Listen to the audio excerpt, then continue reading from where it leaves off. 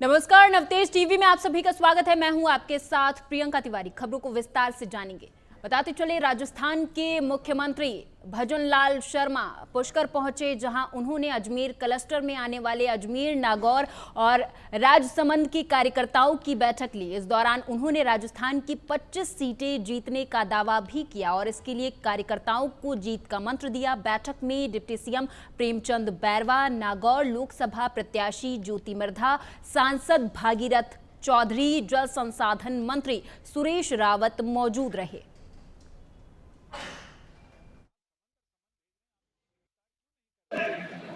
ने 25 सीटों को आज क्लस्टर्स में बांटा है। यार मुझे मोबाइल आ रहा है और कल हमारी भाई सीधा बात पीछे करो हाथ 25 ही लोकसभा सीटों की बैठक हो जाएगी। आगामी कार्य योजना क्रियान्वयन और उसका फॉलो जो केंद्र सरकार ने 10 वर्षों में किया वो अभूतपूर्व है। राजस्थान सरकार ने 3 महीनों में जो किया है वो असंभव को भी संभव करके दिखाया है और मैं सोचता हूँ राजस्थान में 25 की 25 सीटों पर कमल खिले, ये राजस्थान की जनता ने तय कर लिया और 100% भारतीय जनता पार्टी 25 ही सीटों पर प्रचंड बहुमत के साथ जीत हासिल। इधर मुख्यमंत्री भजन लाल शर्मा आज हेलीकॉप्टर से कोटा पहुंचे। बता दें कि सीएम 1 दिवसीय कोटा यात्रा पर है। इस मौके पर बीजेपी कार्यकर्ताओं ने उनका एयरपोर्ट पहुंचकर जोरदार स्वागत किया। मुख्यमंत्री एयरपोर्ट से सीधा सत्यार्थ भवन पहुंचे, जहां वे बीजेपी नेताओं की बैठक ले रहे थे। गौरतलब है कि राजस्थान के मुख्यमंत्री बनने के बाद उनकी ये पहली कोटा यात्रा है।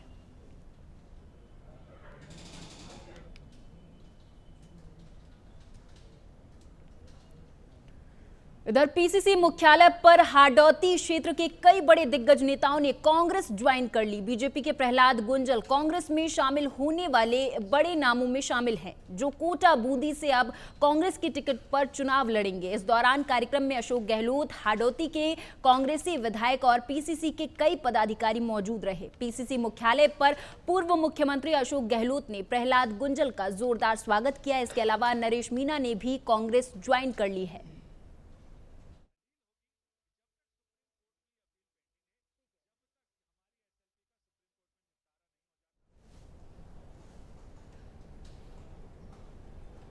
बाबा श्याम के फागुन लक्खी मेले के 10वें दिन खाटू श्याम मंदिर में भारी भीड़ रही। बाबा श्याम का विशेष तिलक श्रृंगार किया गया। पहली बार श्याम धनी को बार थाईलैंड, चीन सहित अन्य देशों के सतरंगी फूलों से सजाया गया है। इस दौरान हजारों की संख्या में भक्त भजनों पर झूमते रहे। श्रद्धालुओं ने बाबा श्याम के रथ पर जमकर गुलाल उड़ाया। मुख्य मेले के भीड़ अधिक होने की वजह से इमरजेंसी के लिए बनाई गई जिगजैग लाइन भी शुरू की गई। श्याम मंदिर के गुंबद पर सूरजगढ़ का निशान स्थापित करने के बाद मेला समाप्त किया जाएगा।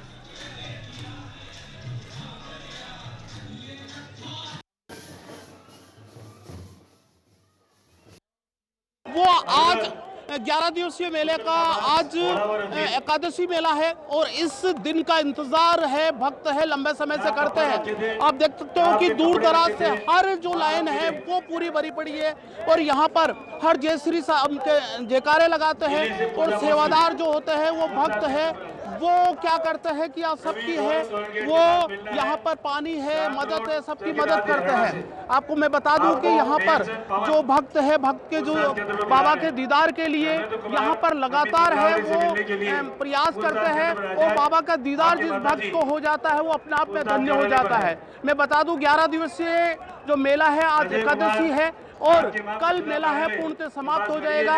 इसलिए आज जो है भीड़ है या आज जो भक्त है, जितने भी जिगजैग की व्यवस्था है, प्रशासन की व्यवस्था है, तमाम व्यवस्था दुरुस्त है और यहाँ पर हर भक्त है बाबा का दीदार है पहले से पहले करना चाहता है।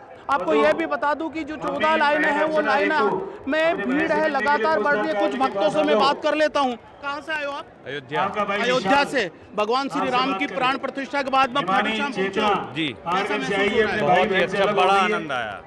ये अयोध्या से आए हैं ये भक्त, ये बता रहे हैं कि यहाँ पर भगवान श्री राम की प्राण प्रतिष्ठा के बाद में इनको बाबा श्याम के दीदार करने थे और बाबा श्याम के दीदार के लिए भक्त पहुंचे हैं।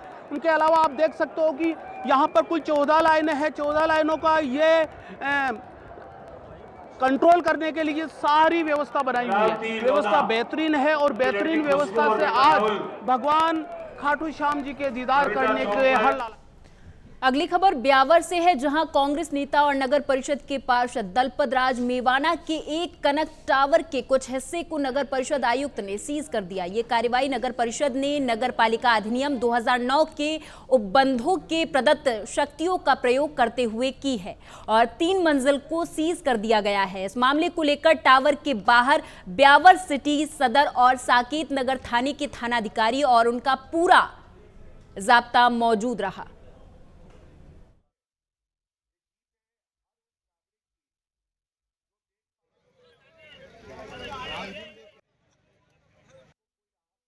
ये कनक टावर को लेके नगर परिषद ब्यावर में ये पत्रावली लंबे समय से इसका विवाद बना हुआ है। बहुत पहले से इनको लगातार नोटिस दिए जा रहे हैं कि आपने अवैध निर्माण कर लिया है, क्यों ना आपकी बिल्डिंग को सीज कर लिया जाए।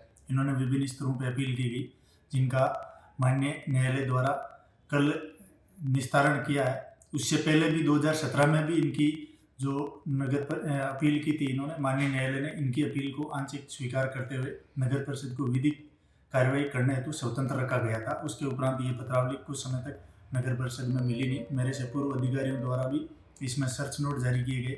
उसके उपरांत हाल ही में ये पत्रावली मिली थी। उसके बाद हमने इनको पुनः 12 मार्च को लास्ट नोटिस दिया था, जिसके खिलाफ ये माननीय न्यायालय में गए। माननीय न्यायालय ने इनकी अपील को 4 दिन स्थगित रखते हुए अस्वीकार करते हुए इनकी खारिज कर दी। उसके बाद नगर परिषद द्वारा आगे विधिक कार्रवाई करते हुए ये उक्त भवन को सीज करने की कार्रवाई आज की गई। मेरा इतना ही कहना है कि न्याय के ऊपर विश्वास रखना चाहिए आदमी को। राज सत्ता ये सब आती जाती रहती है।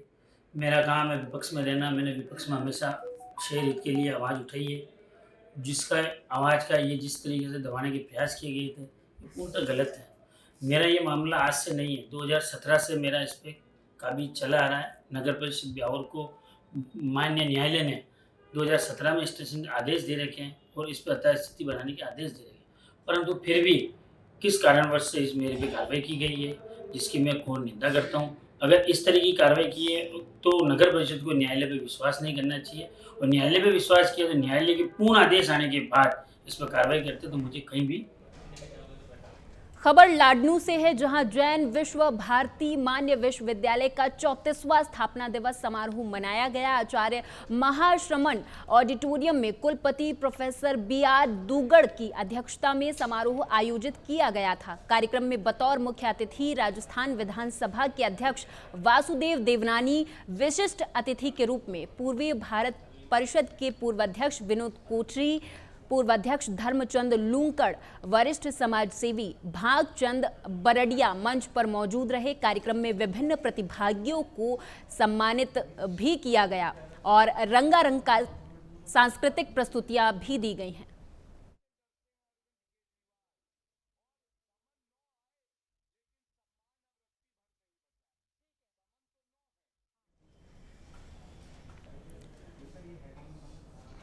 इधर रायसिंह नगर के बॉर्डर क्षेत्र के गांव चाहरावाली ढाणी के किसान आत्माराम ने परंपरागत खेती की ओर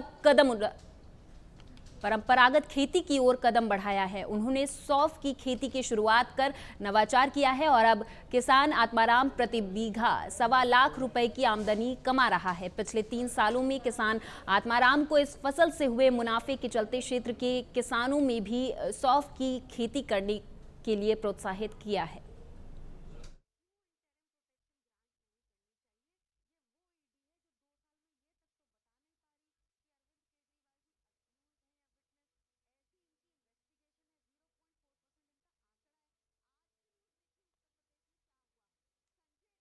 रायसिंह नगर के गांव 30 PS में पुरानी खेती छोड़कर नई खेती आत्माराम जी 30 PS के हैं, जिन्होंने सौंफ की खेती की है। जिनसे अपने बात करते हैं आत्माराम से, उन्हीं से जानते हैं कि इस खेती से क्या लाभ है, क्या नुकसान है। नई सौंफ की खेती में इनको क्या लाभ मिला है और कितने एरिया में इन्होंने बीजी है। मैंने 13 बीघे में सौंप लगा रखी है। चक 30 पीस में, मेरे पूरे चक में लगभग 5 पर भी जान है। 30 के 2 चक है, मैं ये चक है, ये 30 पीस ये है और आगे वाला 30 पीस भी है। दोनों चक्के में 125 बीघे सौंप है और ये मंगलम कंपनी की वोलिना सौंप है। इससे और ऊपर कोई सौंप नहीं होती। और हम बीज लेकर आए थे बिलाड़ा, जोधपुर, राजस्थान से। इस सौंफ से आपको क्या क्या लाभ हो रहा है और कितनी कमाई हो रही है? पहले वाली खेती में ज़्यादा है या इस खेती में ज़्यादा हो रहा है? लाभ तो जैसे मेरी 52 साल उम्र है और खेती कर रहे हैं, पिता पापा से और से ये सीखा था। और मेरे बाद में मान लो वो ही कर रहे हैं, वो सरसों चीना जो। और आमदनी इतनी नहीं मिल रही है, भाव भी इतने नहीं मिल रहे हैं, एमएसपी रेट नहीं मिल रहे हैं। फिर मेरे दिमाग में कुछ नया हटकर अलग करते हैं। और ये 3 साल से सौंफ की खेती कर रहा हूँ और इसका 1 लाख रुपये प्रति बीघे की आमदन हो रही है। और ये औषधीय खेती है, इसमें ना तो इसमें तेल आता, ना ही इसमें कोई सुंडी खाती है। और फसलों में मान ली कीट पतंग बहुत आते हैं, उसमें कुछ नहीं आता। ये औषधीय खेती है सौंफ के अंदर। और मेरे से प्रभावित होकर पिछले साल जैसे मैंने शुरुआत की, उससे पिछले साल तो नाम मात्र की थी, पिछले साल को मैंने की। और प्रभावित होकर राजस्थान के बीकानेर, चूरू, गंगानगर, हनुमानगढ़, जैसलमेर, बीकानेर, पंजाब वाले उनके गांव किसानों के और आदमपुर तक हरियाणा में ये मेरे से फ़ोन किए करके और ये सौंफ की फसल बो रखी है। अब रायसेनगर एरिया में ये सौंफ की फसल आपके अनुमान से कितनी की हुई है? ये मेरे ख्याल से 1500 बीघे में सौंप है रायसेन तहसील में। 60 मरबा बोलते हैं उसको। रायसेनगर से नरेश गोयल, नवतेज के लिए। झालावाड़ जिले में पुलिस और आबकारी विभाग ने संयुक्त कार्रवाई करते हुए 12,500 लीटर अवैध शराब को नष्ट किया है। वहीं 107 लीटर शराब बरामद की है। तो वहीं मौके पर मिली शराब बनाने की 10 भट्टियों को भी आबकारी विभाग कर्मियों ने तोड़कर नष्ट कर दिया है। जिला आबकारी अधिकारी संतोष कुमार पूनिया ने बताया कि आगामी लोकसभा चुनाव को लेकर विभाग के द्वारा शराब माफियाओं के खिलाफ लगातार कार्रवाई जारी है।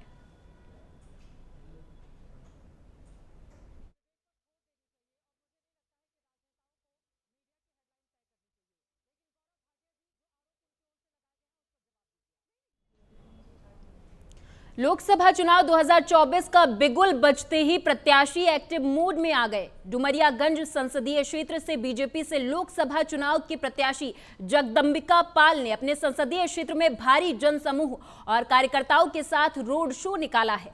रोड शो जनपद दुबौलिया पोखरे से शुरू होकर बजरंगी चौक, डुमरियागंज, इटावा, डेबरुआ, शोहरतगढ़ से होते हुए चिल्हिया में संपन्न हुआ। इस दौरान प्रमुख कस्बों और चौराहों पर बीजेपी के कार्यकर्ताओं ने ढोल नगाड़ों के साथ उनका जोरदार स्वागत किया है।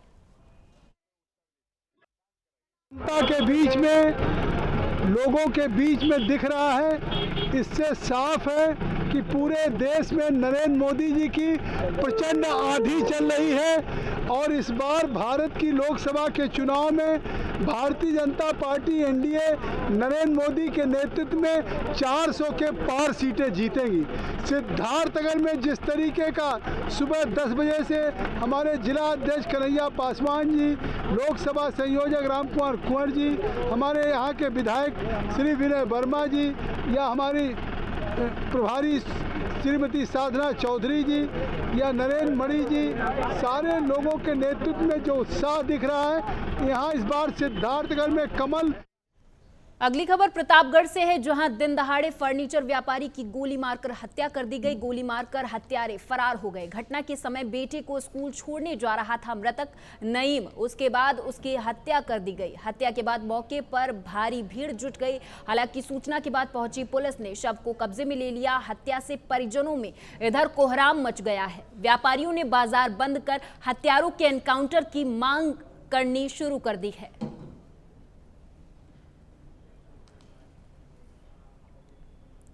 होली के अवसर पर निकलने वाले बड़े लाट साहब और छोटे लाट साहब के जुलूस को लेकर पुलिस लाइन सभागार में डीएम उमेश प्रताप सिंह की अध्यक्षता में पीस कमेटी की बैठक हुई है। बैठक में डीएम ने बताया कि जुलूस के दौरान सीसीटीवी और ड्रोन के जरिए कड़ी निगरानी की जाएगी। सभी सेक्टरों पर मजिस्ट्रेट की तैनाती भी की गई है। इसमें जोनल सेक्टर अधिकारी, समस्त राजपत्रित अधिकारी और समस्त थाना प्रभारियों ने हिस्सा लिया।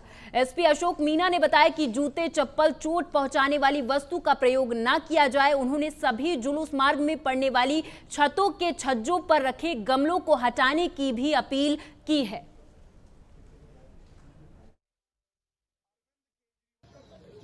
25 तारीख को जो होली का लाट साहब, छोटे लाट साहब, बड़े लाट साहब का जुलूस, उसके लिए जो लोगों ने को लेकर और सिक्योरिटी के पॉइंट ऑफ व्यू से जो तैयारियाँ थी वो पिछले कई महीने से चल रही है और उनको पूरा करवा लिया गया है। बड़ा लाट साहब का जुलूस 3 जोन और 7 सेक्टर में है और छोटा लाट साहब का जुलूस 4 जोन और 9 सेक्टर में है। सभी जगह पर हमारे जो मजिस्ट्रेट और पुलिस अधिकारी हैं उनकी ड्यूटी लग गई है। इसके अलावा जो फोर्स है करीब इसमें 2000 के करीब का हमारा एडिशनल एसपी, सीओ, इंस्पेक्टर, सब इंस्पेक्टर्स और कांस्टेबल्स का फोर्स, साथ ही साथ एक पीएसी और एक कंपनी पीएसी और एक कंपनी आरएफबी इसमें लगेगी। इसके अलावा पूरा का पूरा जो रूट हमारा रहेगा वो ड्रोन से कवर्ड रहेगा और जो हमारा जुलूस है उसके आगे पीछे भी कंटिन्यूसली वीडियोग्राफी करके उसको लाइव यानी उसको देखा जाएगा। इधर लोकसभा चुनाव के लिए प्रशासन ने अपने स्तर पर तैयारियां शुरू कर दी हैं। बहराइच में भी डीएम मोनिका रानी ने घाघरा नदी के कछार में स्थित मतदान केंद्रों का निरीक्षण कर मूलभूत सुविधाओं का जायजा लिया। निरीक्षण के समय मौजूद मतदाताओं को डीएम ने अधिक से अधिक मतदान के लिए प्रेरित किया। डीएम ने ग्रामवासियों से कहा कि मतदान के दिन निर्भय होकर वोट देने जरूर जाएं। डीएम ने लोगों से अपील की कि यदि कोई व्यक्ति शराब, रिश्वत या जोर जबरदस्ती करके किसी के पक्ष में या फिर विरोध में वोट डालने का प्रयास करता है तो इसकी शिकायत जिम्मेदार अधिकारियों से की जाए।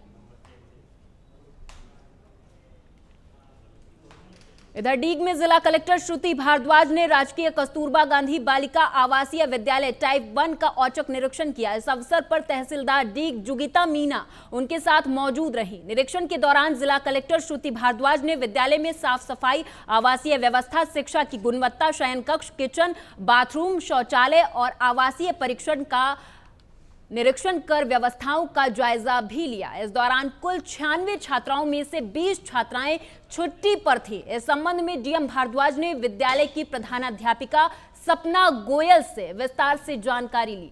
उन्होंने आवासीय परिसर में उगाई गई सब्जियों, फूल, पौधों इत्यादि का भी अवलोकन किया और गार्डन को बेहतर ढंग से विकसित कराने के संबंधित अधिकारियों को निर्देशित भी किया है।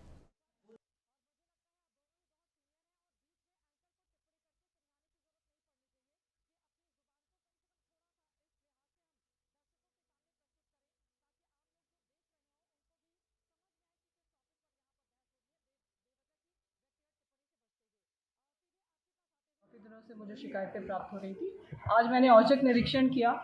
निरीक्षण में जो इनकी कैपेसिटी है उसमें 20 बच्चे कम पाए गए हैं। अभी वेरिफिकेशन चल रही है और पेरेंट्स से बात की जा रही है कि वे विधिवत इन बच्चों को लेकर गए हैं। दूसरा जो मेंटेनेंस है यहाँ पे वो काफ़ी ख़राब सी दिखाई दे रही है। स्कूल्स के अंदर जो क्लासेस हैं उसमें गोडाउन बना हुआ है, क्लीनलीनेस भी प्रॉपर नहीं है। तो इन सभी चीज़ों की अभी जाँच की जा रही है और फिर उसी हिसाब से आगे की कार्रवाई करेंगे। सुमेरपुर थाना परिसर में होली, रमजान के त्योहारों और लोकसभा चुनाव के मद्देनजर सीएलजी सदस्यों की बैठक हुई। इस बैठक में उपखंड अधिकारी हरि सिंह देवल और अतिरिक्त पुलिस अधीक्षक चैन सिंह महेचा भी मौजूद रहे। बैठक में आचार संहिता का पालन करने की लोगों से अपील की गई है।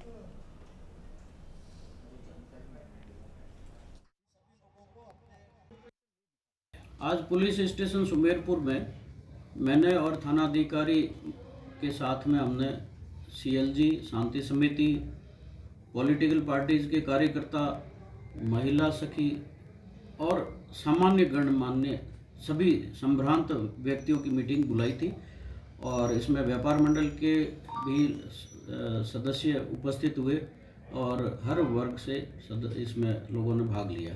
मुख्य उद्देश्य था मीटिंग का आगामी लोकसभा चुनाव को शांतिपूर्ण और निष्पक्ष तरीके से संपन्न करवाना। आचार संहिता के बाद खबर यूपी के महाराजगंज से है, जहां प्रशासनिक अफसरों पर मुख्यमंत्री सामूहिक विवाह योजना में भ्रष्टाचार का आरोप लगा है।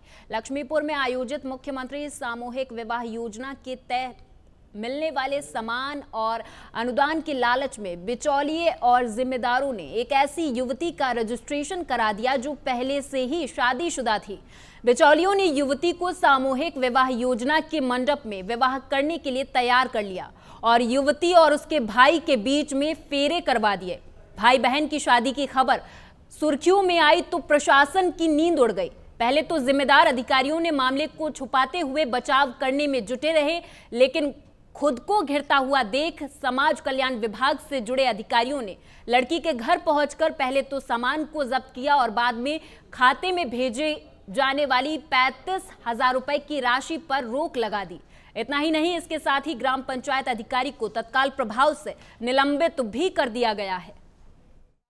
जैसे ये प्रकरण प्रकाश में आया था, तुरंत जांच बैठा दी गई थी। जांच में जब समझ में ये बात आ गई और स्पष्ट प्रकाशित हो गई कि कपटपूर्वक उनके द्वारा एक गलत आदमी को बैठाकर इसका लाभ लेने के लिए शादी की गई है, तो उन दोनों के विरुद्ध FIR की कार्रवाई की गई। इसके अलावा जो कार्रवाई जिन्होंने सत्यापन किया था उनको निलंबित कर दिया गया। जिन्होंने अभिलेख में लाया था उनको तत्काल वहाँ से हटा के मुख्यालय से। इधर बीकानेर के रानी बाजार औद्योगिक क्षेत्र में बिना लाइसेंस के घी, तेल के गोदाम और मिठाई फैक्ट्री पर स्वास्थ्य विभाग ने बड़ी कार्रवाई की है। खाद्य सुरक्षा विभाग की टीम ने मौजूद विभिन्न ब्रांड के 2471 लीटर घी को सीज कर दिया है। गोदाम में डिटर्जेंट और फिनाइल उत्पादन की गतिविधियां खाद्य सामग्री के साथ की जा रही थी, जिस पर संयुक्त निदेशक बीकानेर जोन डॉक्टर देवेंद्र चौधरी और CMHO मोहित सिंह तंवर ने गहरी नाराजगी जताई है। हमारे चिकित्सा स्वास्थ्य विभाग के अतिरिक्त मुख्य सचिव महोदय सुगा सिंह जी के निर्देश विभाग को मिले और उसी के तहत आज हमारे कमिश्नर साहब के निर्देश से हम लोग कार्रवाई कर रहे हैं। यहाँ पे अनुमानित हमारे पास ऐसा लग रहा है कि 2500 के आसपास किलो के आसपास घी जो यहाँ से सेल होता है वो हमने सीजर की कार्रवाई स्टार्ट की है। अभी एक्चुअली काउंट तो अभी चल रहा है कितना इनके पास घी है, परंतु बिगड़ लाइसेंस से सेल कर रहे हैं वो बहुत गलत है, जिसमें FSI का जो नियम है उसके तहत हम कार्रवाई करेंगे। साथ ही जो फूड प्रोडक्ट्स हैं उसके साथ ऐसे हजार्स भी इन लोगों ने रखे हैं जो स्वास्थ्य के लिए हानिकारक है, उसके लिए भी इनको निर्देशित किया जाएगा। और नियम खबर चित्तौड़गढ़ से है, जहां सबसे बड़े राजकीय श्री सावलिया जी चिकित्सालय में ठेकेदारी प्रथा से कर्मचारियों का शोषण किया जा रहा है। यहां चिकित्सालय प्रशासन 8,000 से ज्यादा रुपए प्रति कर्मचारी ठेकेदार को देता है, लेकिन ठेकेदार 4,500 रुपए ही कर्मचारी को सैलरी देते हैं। इन पीड़ित कर्मचारियों ने कई बार अपनी शिकायत जिला कलेक्टर कार्यालय पहुंचकर कराई है, लेकिन इनकी कोई सुनवाई नहीं की गई। अब इन्होंने वेतन नहीं मिलने और शोषण के खिलाफ आवाज उठाते हुए काम का बहिष्कार कर दिया है, जिससे अस्पताल परिसर में मरीज परेशान होते हुए नजर आए हैं। मरीजों की जान बचाने वाली सरकारी एम्बुलेंस अलीगढ़ में मुख्य चिकित्सा अधिकारी के कार्यालय में रखी जंग खा रही, जिसके चलते सरकारी एम्बुलेंस शव ले जाने तक के काबिल नहीं रही। प्रदेश सरकार ने गरीब मजलूमों की मौत के बाद उनके शवों को ले जाने के लिए जिले को 3 शव वाहन एम्बुलेंस दी थी, लेकिन पिछले कई सालों से संचालित नहीं होने के चलते ये बहुत बुरे हालत में पहुंच गई है। कंडम है ना, तो जो भी उसमें सूचना आती है तो तुरंत भेज दिया जाता है। निकट भविष्य में मैं आपसे भी अपील करूंगा कि आप इसको कहें कि जब भी आवश्यकता हो वो हमें सूचित करें, या हमारे जो मलखान सिंह में वाहन उपस्थित है, सब वाहन वहाँ उपस्थित करें। सर, वो जो नई गाड़ी है उस पर नंबर प्लेट तक नहीं है, आप कह रहे हैं कि वो संचालित की जाती है और पिछले करीबन 2 साल से ऐसा वो मैं देखता हूँ, वो मैं उसके बारे में 2 साल से ऐसा दिख रहा है कि वो गाड़ी चली नहीं है कहीं, कि उसके दोनों तरफ जो घास उगाई है। मैं उसके बारे में पता करके ये इधर जोधपुर में त्योहारी सीजन को देखते हुए खाद्य सुरक्षा टीम और पुलिस अलर्ट मोड पर है। मिलावटी घी पर खाद्य सुरक्षा टीम और पुलिस की टीम ने संयुक्त कार्रवाई की। इस दौरान 60 किलोग्राम घी और 54 किलोग्राम पाम ऑयल सीज किया है। मौके पर कई नामी ब्रांड के रैपर और पैकिंग मटेरियल बरामद किए गए हैं, जिन्हें जांच के लिए लेबोरेटरी भेज दिया गया है। खाद्य सुरक्षा अधिकारी प्रवीण चौधरी ने इस दौरान बताया कि मिलावट के खिलाफ शुद्ध आहार मिलावट पर वार अभियान जिले में लगातार जारी है, जिसके तहत सघन निरीक्षण और नमूनीकरण की कार्रवाई की जा रही है।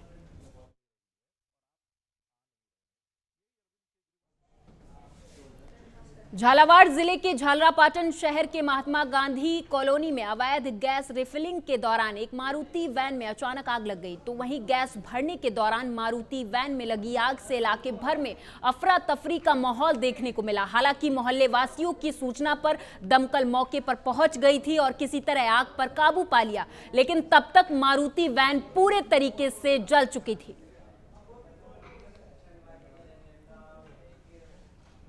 इधर खाटू श्याम में एकादशी को भक्तों का जन सैलाब उमड़ पड़ा। भक्त लगातार खाटू श्याम जी पहुंचकर अपने आराध्य के दर्शन के लिए आतुर हैं, लेकिन भीड़ को बढ़ता देख प्रशासन के हाथ पांव फूल गए। भीड़ को बेकाबू होते देख प्रशासन ने भक्तों पर लाठियां बरसाई और उन्हें तितर बितर करने का प्रयास करते नजर आए। झालावाड़ के झालरापाटन में युवक ने तेज रफ्तार स्कॉर्पियो कार पुलिस थाने में घुसा दी। इस घटना से इलाके भर में हड़कंप का माहौल देखा गया और पुलिसकर्मियों ने इस दौरान युवक को कार से बाहर निकलने को बोला तो युवक ने कार को रिवर्स गियर में डालकर पुलिस की जीप में टक्कर मार दी। इस घटना में मौके पर मौजूद एक एएसआई सहित सदर थाने के थानाधिकारी को चोटें आई हैं। फिलहाल पुलिस ने आरोपी युवक को हिरासत में ले लिया है। मामला ये था कि आज सुबह करीब 7:30 बजे एक स्कॉर्पियो गाड़ी थाने में जो है घुसी और जो है पुलिसकर्मियों पर गाड़ी चलाने का प्रयास किया और उसको पुलिसकर्मियों ने बोला कि नीचे उतर कर अपनी सारी बात बताइए, तो नीचे उतरने से इनकार कर दिया और जबरन जो है जाब्ते के ऊपर गाड़ी चलाने का प्रयास किया, जिसमें थाना अधिकारी सदर भूपेश जी शर्मा और प्रभुलाल एएसआई थाना झालरापाटन के चोटें आई है। नाकाबंदी तोड़ कर आ रहा था। हाँ, ये पीछे भवानी मंडी में की तरफ से ये नाकाबंदी तोड़ करके आ रहा था। प्रारंभिक पूछताछ में कहाँ बताया है? प्रारंभिक पूछताछ में इसने अपना नाम जो है बताया है।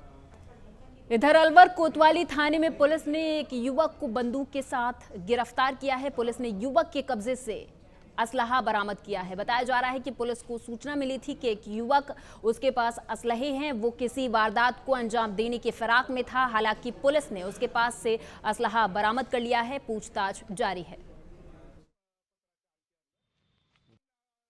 ये कल शाम को दौरान गश्त अपने हितेंद्र एसआई साहब को सूचना मिली थी कि एक व्यक्ति प्रतापबंद की तरफ फायरिंग बट है, वहाँ पर कोई अवैध हथियार लेकर के घूम रहा है। इतलाई तस्दीक हेतु हितेंद्र एसआई मैं जाबता है कि वहाँ मौके पर पहुँचे तो पुलिस को देख करके एक व्यक्ति भगने लगा, जिसको पुलिस इमदाद से पकड़कर चेक कराया तो उसके हाथ में बंदूक मिली 12 बोर। उसको लाइसेंस वगैरह पूछा तो कोई लाइसेंस नहीं होना पाया, जिसको मौके पर जगह पर जब्त किया गया और मुलजिम गिरफ्तार करके थाने पर लेकर आए, जिसके खिलाफ मुकदमा दर्ज किया है, जिसका अनुसंधान। और इसी के साथ इस बुलेटिन में मेरे साथ बस इतना ही। आप देखते रहें नवतेज टीवी। नमस्कार।